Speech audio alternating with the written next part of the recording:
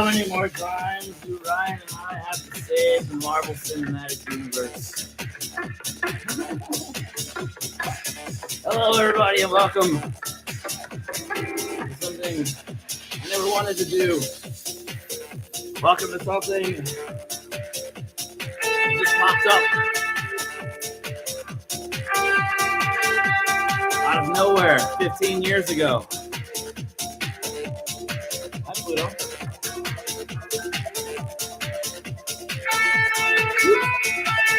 Welcome, everybody, to the Midnight Suns podcast. Let me adjust some of our settings here. Get us to settle in.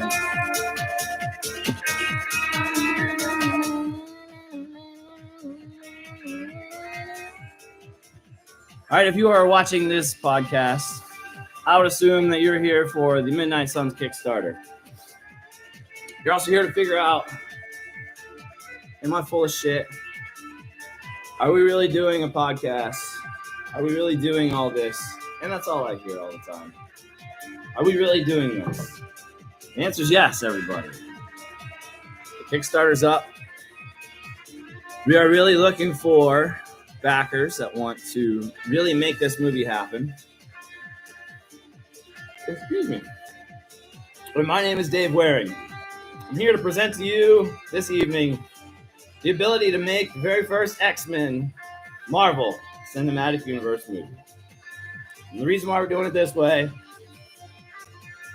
is because that's how it's always been. The very first Deadpool movie that we got made was because it was made through crowdfunding and through Kickstarter and through the popularity of everybody online. The best way to make sure your favorite Marvel movie gets made is to back the Marvel movie that you want. But don't get upset if it doesn't.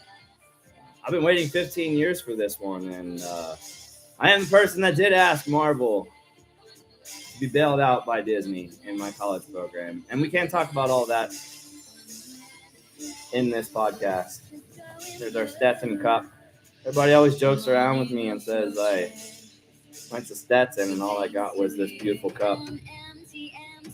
I also got the knowledge to make people about $26.5 billion at the box office. So when you ask me for that for free, I have to revert back to our student loans. And I have to tell you that, unfortunately, Betsy does not allow me to give that information out any longer, everyone. It's not just for her, it's for everybody. There's going to be a student loan crisis if we cannot pay these back. And I cannot pay mine back because I went to school in order to make a Marvel Cinematic Universe movie. And I haven't been able to make that movie yet. So as the funding comes in, and as we talk more about what I want to do with the funding this evening, I invite you to sit back, relax, and learn a little bit. Let's chat. Let's see what it's like to hang out with me when I'm not in front of 10,000 screaming Epcot fans. Not for me, they're screaming because there's a lot of people at Epcot. And no, the Garden Rocks Amphitheater does not hold that many people. Some of the other stuff that let's look into all of our agenda for the evening. You're gonna have to bear with me on a lot of this stuff because I am still new to YouTube's live. Oh, I also want to let you know that Dada has created an adult version of a fun account. This channel is supposed to be a family-friendly channel. And then the question became, how do we approach that? With our channel, with Rated R movie industry, knowing that the X-Men were going to be rated R because Deadpool became rated R. That was why we wanted it. And if you're not going to... To me, if you're going to see Wolverine in the Marvel Cinematic Universe, you had to see him in that rated R light as well. And at the time, we did that a little bit. I'll explain the purchase, the request, the bonding issues, how everything works, how the money got released, where the money goes in the box office, why you need money before you are making your film, and the type of things you spend your money on while you're making it. We're going to find the other topics in here as well. Bear with me here, because like I said, this is the very first one. And I can't imagine too many people are going to be watching it just yet. The channel also is approaching 3,000 subscribers. And we're just at a bottleneck. We need to find our tipping point, which will happen soon. And eventually, when you pepper your channel with this much excitement, at the beginning of that, everybody wonders if you're for real or not, and they wonder if you're legitimate. The more you keep doing it, the more you keep succeeding, and the more you keep letting everybody know that you are doing it, the more they start to follow around your particular project, as long as it's something that your project can continue to deliver. All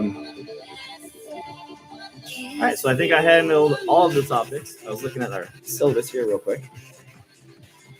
I think I handled all the topics that we're going to preview for the evening. And we're going to settle in a little bit here with some questions and answers that people have been kind of giving me from the Kickstarter, the live broadcast viewers, the shorts viewers, the vlog viewers, the TikTok viewers. Maybe a little bit later on, we'll go into TikTok and kind of joke around with some of those people as well. And then we'll get into the Muppets a little bit later, and this guy right here. So we'll talk to you about how this book right here led me to request the purchase of Marvel in the first place. So as a spark in my life, Before You Leap by Hi-Ho Kermit D-Frog is quite possibly the greatest influencer of my purchase decision. All right, and there's the music down a little bit. We should be ready to settle in. Okay. Let's first discuss why the purchase was made. At the time, Stan and the company were running out of money. Cash was low. The sales on a lot of these things were dwindling down. And during the 90s, there was a huge comic book boom. Mass-produced, mass amount of people were being inundated with really cool comics in the 90s. And if you look at some of the stories that came out of there, they became some of the most popular Marvel Cinematic Universe stories. But as that progressed and the directors started to work with each other and they started to adapt their storytelling in the cinematic universe more towards the things that they can do, everything became a little more complicated. The company was a little bit cash dry. So Disney had just acquired Star Wars as well. And by Star Wars, I meant they had just acquired the rights for the 3 that Lucas had done. And they made a huge purchase in LucasArts. Having digested that, the challenge was, where does Disney get the money for the purchase? And how do they succeed in that regard? Where do we get the cash as a company to go to somebody and say, here's $2 billion worth of it. The rest of it, we love your company so much that we want to make sure we can hug you forever with this type of love. And we want you to have stock options, which means our company pays dividends, right? Fox was kind of set up a little bit similar, I believe. And this is why everybody hates me as a purchasing requester for Fox. We'll get into that in another podcast. But I will say that the Fox acquisition being digested a little bit easier now, and the Marvel characters in the cinematic universe all being under one home, I was going to say house, under one home. And then the reason why I started on that is because we have Sony as well, which we'll get into. And congratulations, Sony, on the Madam Web movie. If it comes out, somebody told me it's like been pulled and not going to be in theaters, or I don't know. But the only thing I know about that is It was Madam Web as mutant, and I went nuts on it because we're making the X-Men. By going nuts on it, I meant like I really was excited about that. Spider-Man World with Gary Oldman. Why would you not want to watch that? And Dakota Johnson, to me, would be really cool. I'll see how it goes. I have no idea if it's going to come out or not, and I have no idea what's going on with that particular project. All I can tell you is that Rise of the Midnight Suns is definitely working forward in the proper direction. So we acquired the rights, and the problem, the big issue was that we had no idea how to get that much cash, and we're learning how. At the time, we're at Disney's Celebration campus. We're learning how to run Walt Disney World Company, and nobody's really telling us that because that's how Disney works. You learn things along the way, and you apply them to the people that you know, and you let them kind of learn their own way as well, correct? So while we're learning what our roles are going to be in this particular field, I am a marketing advertising representative.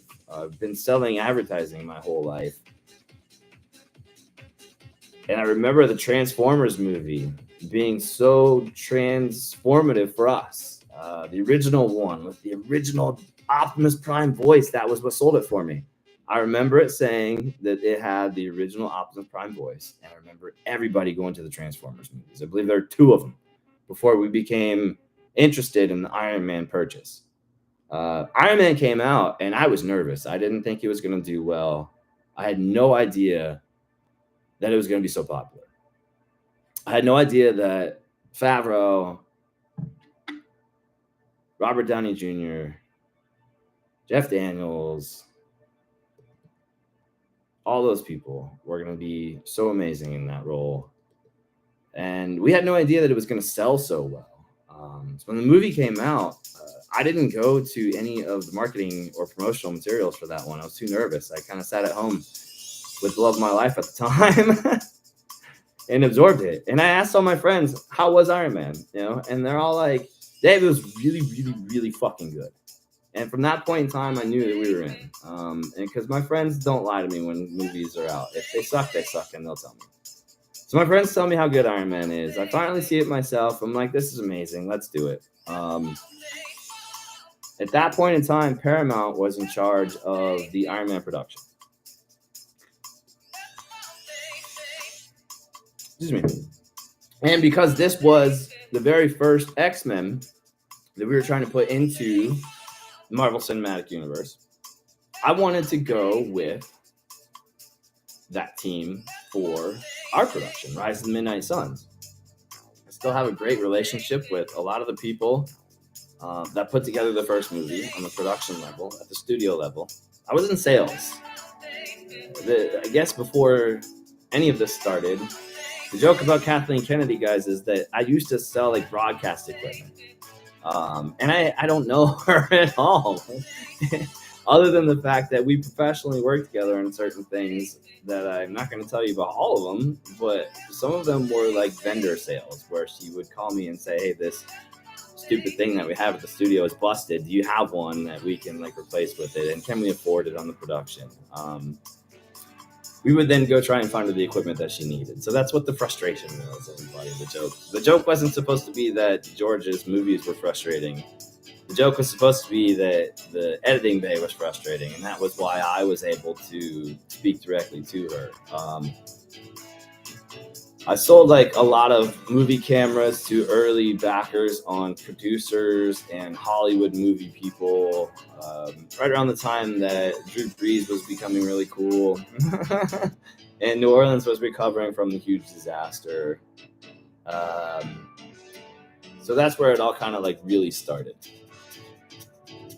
So getting back to the original purchase request, we wanted to know how this type of financial request would be made at this level.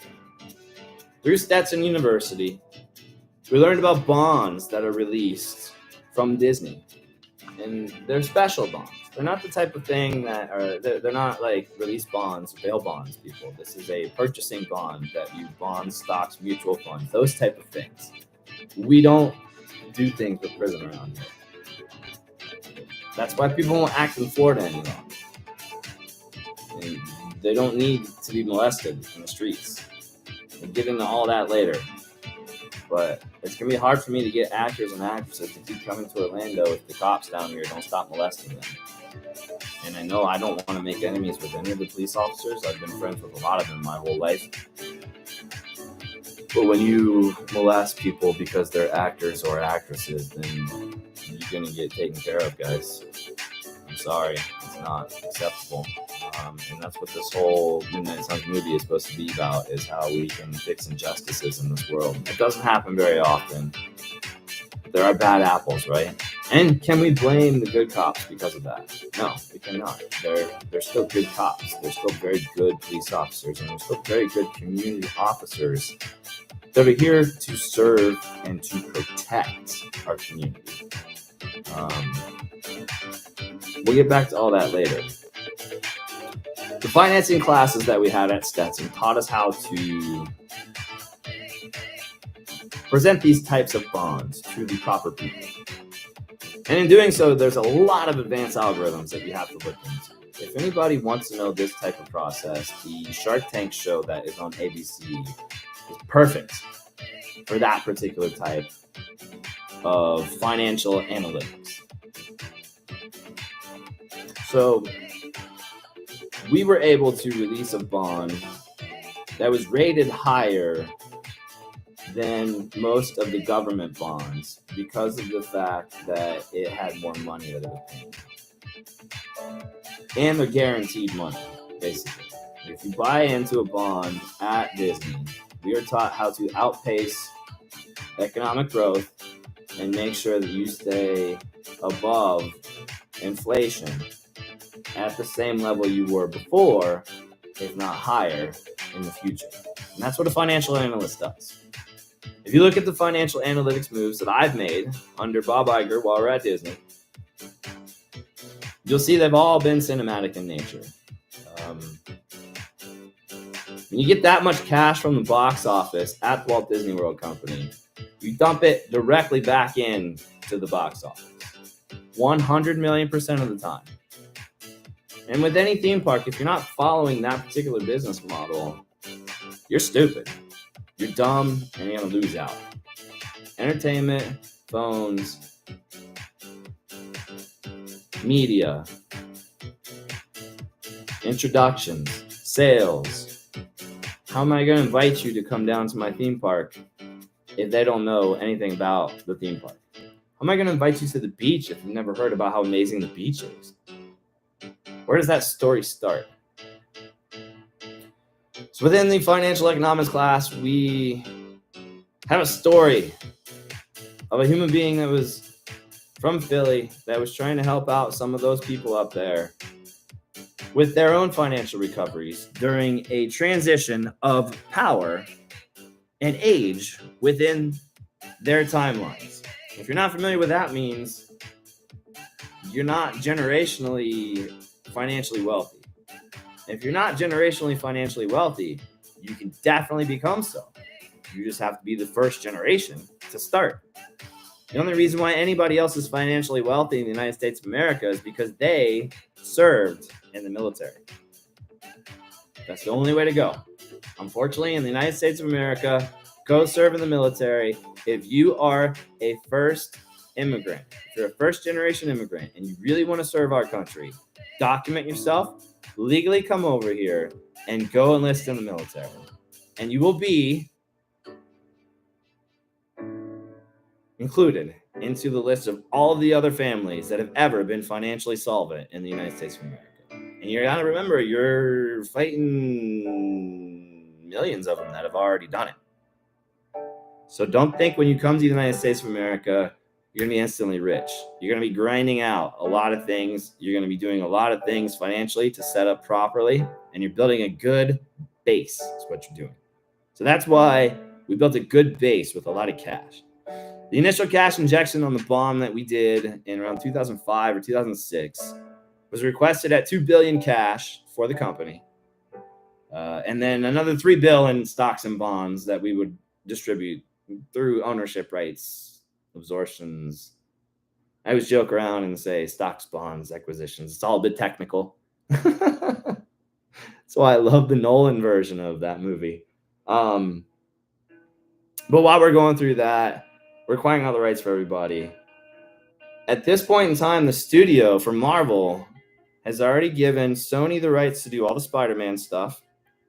Fox has a bunch of weird characters. Universal has the rights to all of Marvel in Central Florida. This thing gets crazy. This story gets nuts. And I will tell you that the only reason why we have even the opportunity to make this movie is because of the love of the city of Orlando.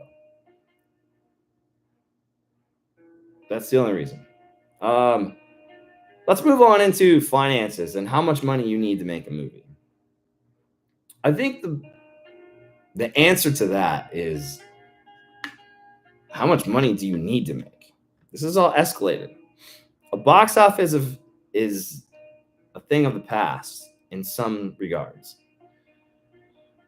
Not as many people are going, like when Rocky hit in the 70s, people had cash, right? Credit cards were like a newer concept that were coming out. Credit was there, it was extended, but credit cards were starting to expand a lot, I think, and like everything was falling apart. Like there was just cash out there, like Quaaludes, drugs, like fucking nutty shit up in New York. All kinds of crazy shit happened in the 70s, and there's cash everywhere. So when those people had all that cash absorption, MGM figured out a long time before that distribution was key, and cash absorption is one of the big things that we look into when we're talking about financial analytics on companies. I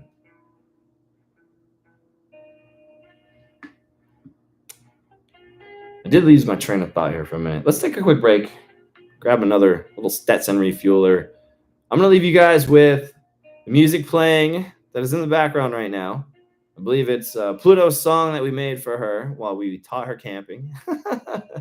She did not have fun. It was too cold for the puppers. I had a blast, but she's not a trooper that way. I think she's going to have more fun next time that we take her out to a place where she can go run around a little bit more and take her off leash. But until then, I'm going to leave you with the song that we made for Pluto, and we'll be right back. Stay tuned. Thanks for sticking around, too.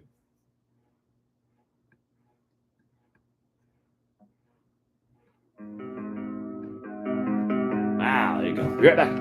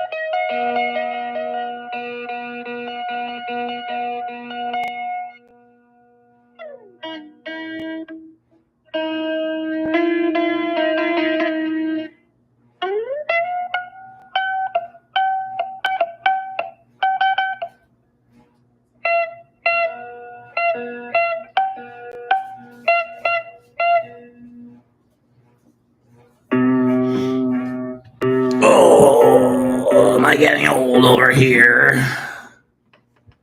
It's the voice. One of my very good friends, Megan, will always joke around with me when I was a kid and say, "Are you gonna use the voice? You fucking radio stud." Excuse me, Megan. Didn't mean to burp like that. I do miss you, and I haven't seen you in a while. I hope all is well. All right.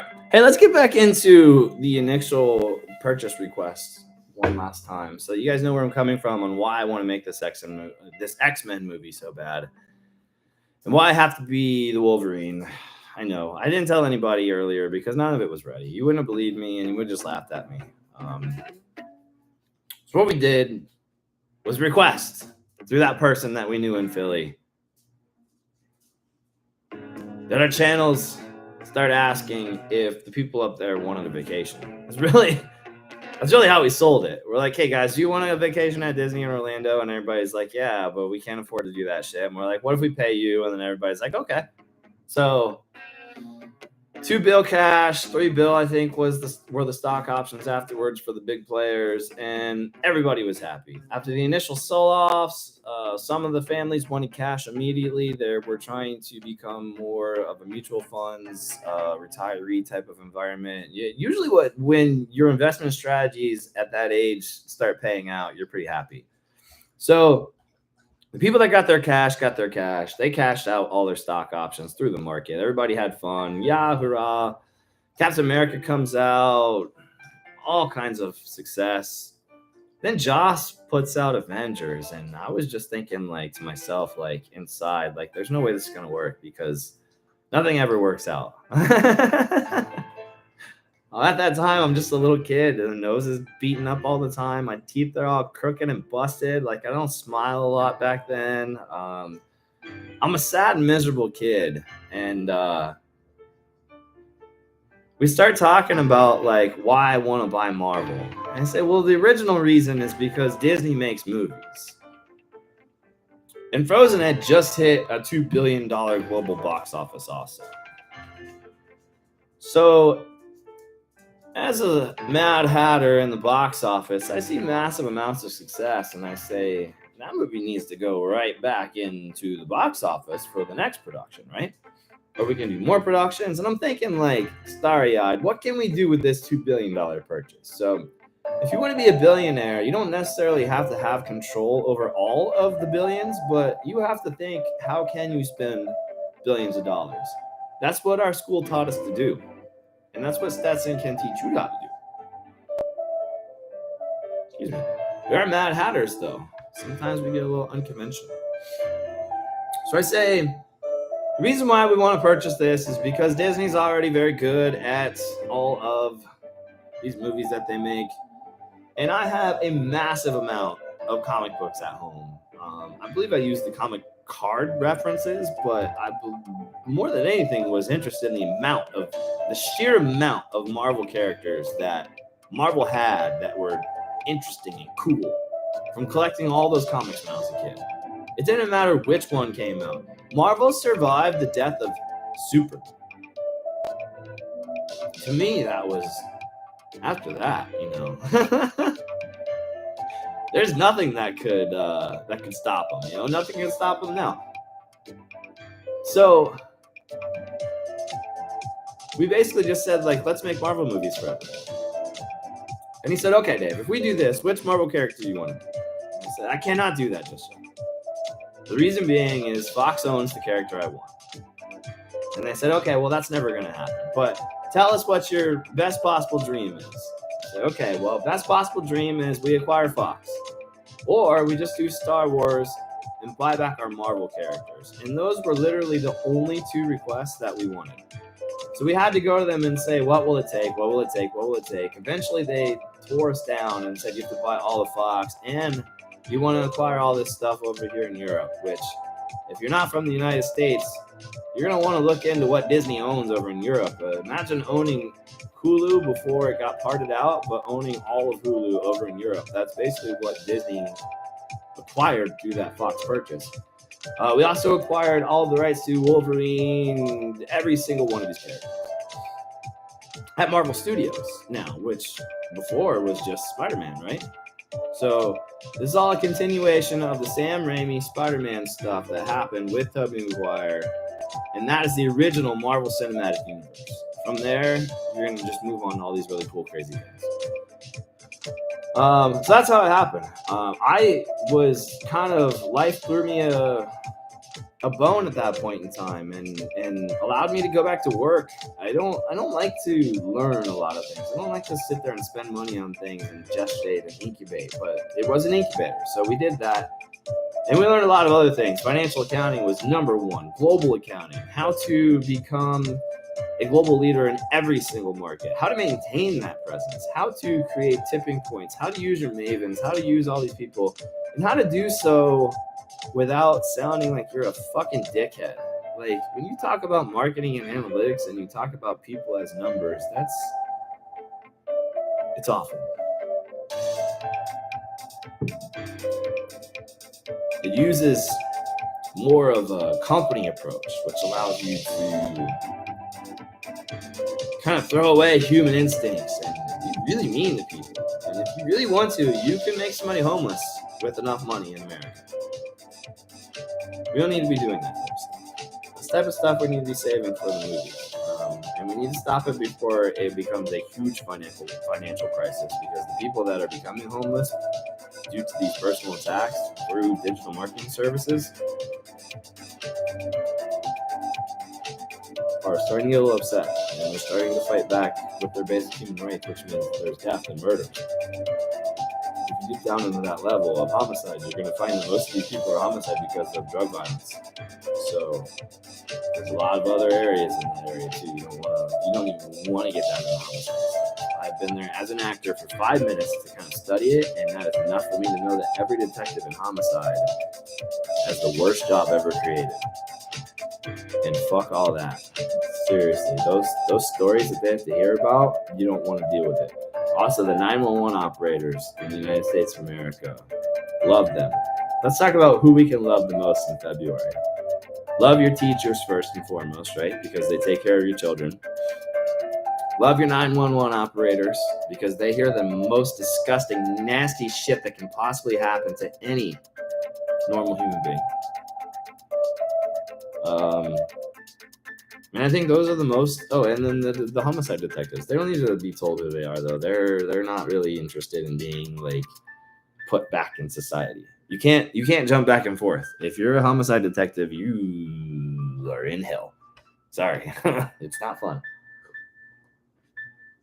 I also looked into that because we're trained to be expatriates, which means that if you jump on board with Kickstarter and we get included in our federal level funding this new president rollout, I've already applied for 5 or 6 locations that I'm supposed to be transferred over to as an expatriate, which means I would be granted a visa to work in a different country. And that allows us to go film over there. Different types of responsibilities come with different types of people that can go with you. If I can land a big enough responsibility after finishing this movie, we can go to different areas and kind of live there for as long as we want to. And when we don't want to live there any longer, we say, hey, I request to be returned home. Can you find somebody to replace us? Which sounds pretty fucking exciting to me. Let's move into the Kickstarter. I think that does it for the story of how we acquired Marvel. I saved like the biggest story for nobody. I knew there wouldn't be anybody watching this one. But that's okay, because I know that after I promote this and start working on a little bit more, everybody will follow along. Excuse me. A little bit more. I can make these things more excited. I can learn how the cameras work on live streams. I can set up the nice camera and do the nice lighting for you, and you can have more structured information with people to chat to. I'll try and make this a regular thing also, but we're more interested in how you make movies and how you make money off of movies. We'll get into that as well. Kickstarter opportunities. All right. There are 3 very important Kickstarter opportunities for myself and for the film. And the reason why we need this money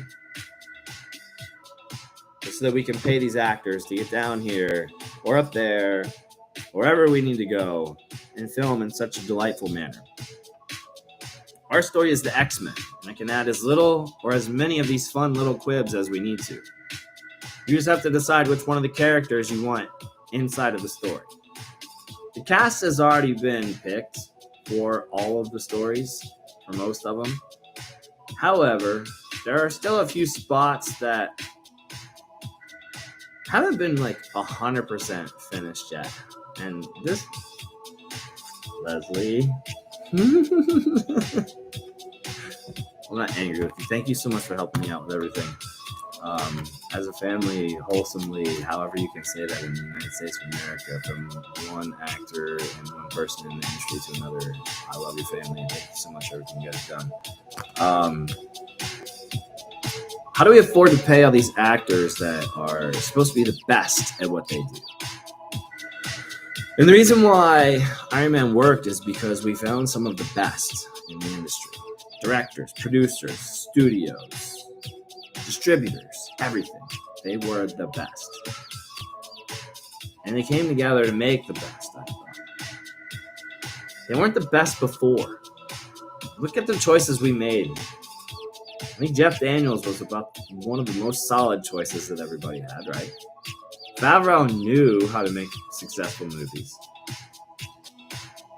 He hadn't done a lot of the Disney stuff yet. Robert Downey Jr. was coming off of that drug thing that they were, or whatever, that stupid scandal that everybody put him through that like nobody wanted to talk about because it was all bullshit. I'm just playing. I don't know what happened there. I'm sticking up for you. And it was a risk. Financially speaking, the people that backed it originally were not excited about the movie. And it became the most successful. I can tell you right now, I look at a count of 0 as far as people that are watching this. That's how many people are excited about this movie right now. Because they know they have to pay. And when they have to start paying their producers' budgets, they get angry. However, when the movie studio executives pay their producers' budgets to Dave Waring produces a movie. That's what you're getting when you work with me. And if you need to find out what this movie is and you need to see the script, you can go to the Kickstarter and you can open up communications with us by purchasing the producer reward. That producer allows you to be a producer. And that's a $10,000 producer spot right now. The thing that I need most from a producer is somebody that can produce a relationship with a good casting call. And that means there's a blonde female with curly, squiggly, long hair or wig that can use a southern drawl while repeating lines that have been written for. There's also a more of an ad-lib part, which can be fun for the biggest piece of shit you've ever met in your entire life.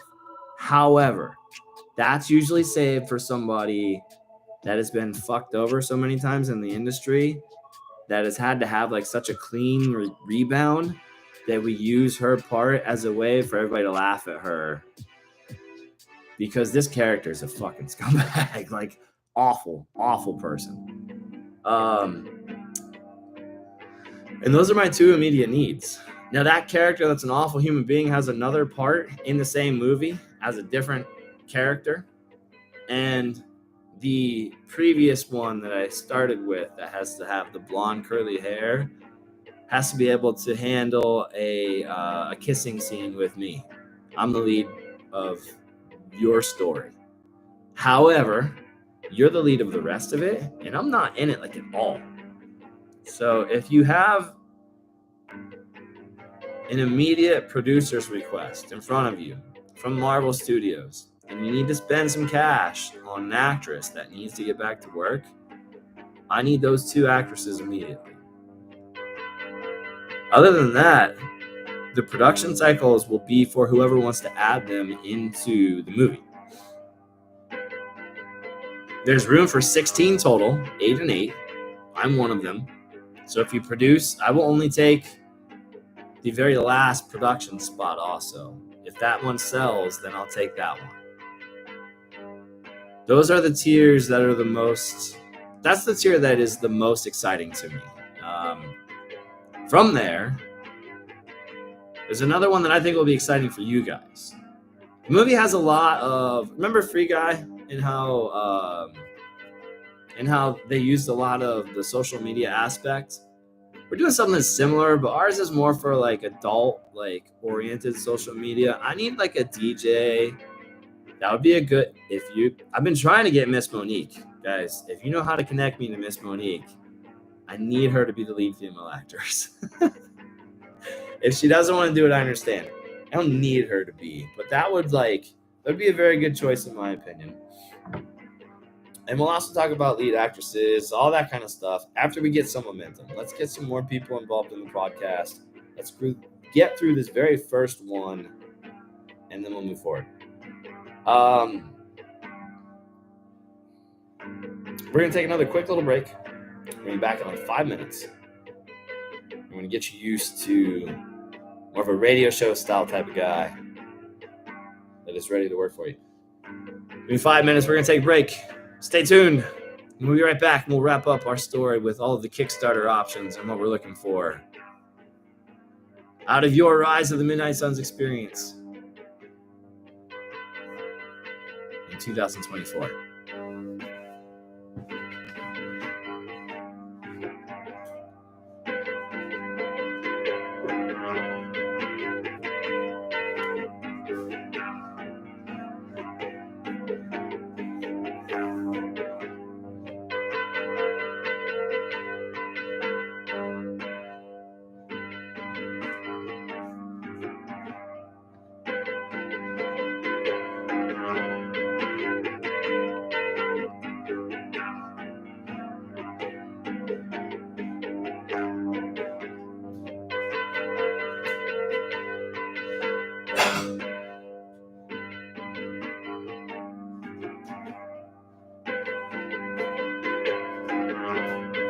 All right, we're back on that one. I wanted to talk to you a little bit more about these Kickstarter opportunities. The next one is for all of the influencers that have always wanted to be in like a justice porn style movie. I want to use your channels. Here we go. I want to use your channels, and I want to have you promote your channels in the movie itself. So there's an influencer option there to have a fun story. And if you guys have like an acting troupe and you want to put together a fun production, you can buy into an opportunity for that as well. You get with me in the story, I'll direct you on what we need, and then your cool like storyline gets included in one of the really pivotal points of the movie. There are other opportunities. One opportunity is just to put your name in the credits. So if you've ever wanted your name in the credits on a Hollywood cinematic movie, you can do so. I believe there's other. Oh, and I might add some more. Every single one of these comes with an exclusive entrance to a community that we're going to create. Where you get to watch the production of the movie. You get to talk about notes, character choices, different things like that. It allows you to really jump on board with the very first X-Men movie that we've ever released. And that's another thing that is hard about financial analytics when it comes to movies. Generating the original buzz is never fun. Being this guy right now is awful. And I've done it for every single one of these movies silently. I'm not going to do it silently anymore. I'm only going to make mine moving forward. They're brutal. You have to literally beg everybody you know for like $1. And that's what we're doing on Kickstarter as well. Even further, you'll hear why Ryan Reynolds was chosen as the Deadpool. Everybody knew that he was supposed to be the Deadpool from the very beginning. I'll tell you that right now. The main reason why we acquired them in the first place, earlier in the podcast, we discussed why Fox was acquired, or how Fox was acquired. One of the reasons why it was acquired was because of what they did in X-Men Origins and how hard it was for Ryan to grab his part by the balls and like really run with it. You know, his fucking mouth was like tied up, which was stupid. But I think that's about all the Kickstarter. Oh, another opportunity I included was a signed copy of the script, the original script. So if you're interested in that type of stuff, you can get included in that. A lot of like DVD bonus extras type things. And there are character meet and greets. My favorite opportunity for this as well, for people that are just interested in like, Wolverine as a character is to have us leave you a message. So we can either call your cell phone, do an Instagram message, or any of those types of things for anybody that you know. And it can be like a fun little 5-minute interview if you want as well. As long as you're not being a dickhead and trying to preload us with fuck you questions. Because if you want to do that, Ryan and I will fuck you guys up. We've had a rough summer, man. Other than that, guys, that's all I have for the first podcast. I believe we covered everything. Let me look at my topic details real quick, just to make sure I hit up the synopsis.